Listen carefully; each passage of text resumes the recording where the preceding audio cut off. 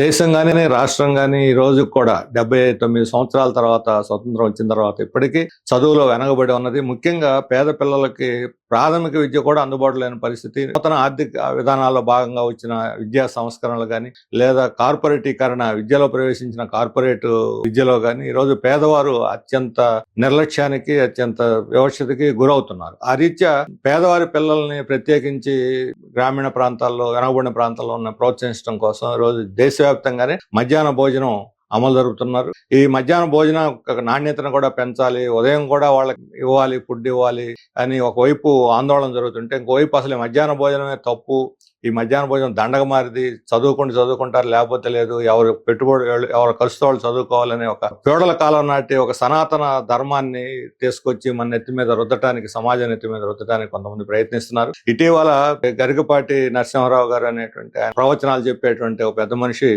ప్రపంచ తెలుగు మహాసభలను ఆసరా చేసుకుని మధ్యాహ్న భోజనం పథకం మీద విపరీతమైనటువంటి దాడి చేశారు. ఇది చాలా తీవ్రమైనటువంటి అభ్యంతరకరమైన విషయం. ఇప్పటికే చాలా సంఘాలు, చాలా మంది మేధావులు దీన్ని ఖండిస్తూ ముందుకు వచ్చారు. అయినా వారి వైపు నుంచి సంతృప్తికరమైనటువంటి సమాధానం కానీ, దాన్ని ఉపసంహరించుకోవటం కానీ, లేదా పిల్లల్ని, ముఖ్యంగా పేద పిల్లల్ని అవమానించినందుకు క్షమాపణ కానీ ఏమీ లేదు. ఇదంతా చర్చ నడుస్తున్నా ప్రభుత్వం నుంచి స్పందన లేకపోవడం మరీ దురదృష్టకరమైన. రాష్ట్ర ప్రభుత్వం ఒక ముఖ్యమైనటువంటి ఒక వ్యక్తి, సమాజంలో పలుకుబడగలిగిన ఒక వ్యక్తి ఈ రకంగా మధ్యాహ్న భోజనానికి వ్యతిరేకంగా వ్యాఖ్యానం చేసినప్పుడు రాష్ట్ర ప్రభుత్వం తన వైఖరిని తప్పనిసరిగా వెల్లడించాలి. ఎందుకంటే ఇలాంటి ప్రవచనాలు చెప్పేటువంటి వారికి రాష్ట్ర ప్రభుత్వం పెద్దపీట వేస్తుంది, వాళ్ళకి ఆతిథ్య మర్యాదలు ఇచ్చి గౌరవస్థం అనే స్థానాలు కూడా కల్పించింది రాష్ట్ర ప్రభుత్వం. మరి అలాంటి స్థితిలో రాష్ట్ర ప్రభుత్వం ఈ మధ్యాహ్న భోజనం పథకం పట్ల వారు వెల్లడించినటువంటి, గరికపాటి వారు వెల్లడించినటువంటి అభిప్రాయాలతో ఏకీపిస్తున్నారా, విభేదిస్తున్నారా, దాన్ని కొనసాగిస్తారా, లేదా ఆ మధ్యాహ్న భోజనం మీద జరిగే దాడి కేవలం మధ్యాహ్న భోజనమే కాదు,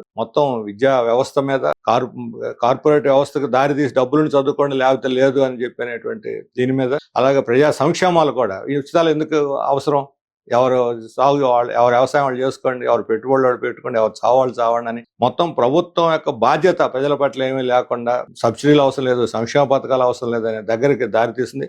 ఇది సామాజిక న్యాయానికి తీవ్రమైనటువంటి విఘాతం కల్పిస్తుంది. మరొకవైపు అన్ని మధ్యాహ్న భోజనం ఎంత దండగ మారితే చూస్తున్న పెద్ద మనిషి పెద్ద పెద్ద కంపెనీలకి, విదేశాలను స్వదేశాలను చూసిన కంపెనీలకి వేల కోట్ల రూపాయల రాయితీలు ఎందుకు ఇవ్వాలి, మన భూములు ఎందుకు ఇవ్వాలి, పన్ను రాయితీలు ఎందుకు ఇవ్వాలి, వీటిని గురించి మాత్రం మాట్లాడలేదు. వాళ్ళకి మాత్రం వేల కోట్లు దోచిపెట్టవచ్చు, సామాన్య ప్రజలకు మాత్రం, పేదవారికి మాత్రం ఎటువంటి సంక్షేమం, ఎటువంటి సౌకర్యాలు ఉండకూడదని చెప్పడం. ఈరోజు ఈ మధ్యాహ్న భోజనం వల్లనే పిల్లల సంఖ్య పెరుగుతున్నది, పిల్లలు స్కూల్కి వస్తున్నారు, నేర్చుకుంటున్నారు.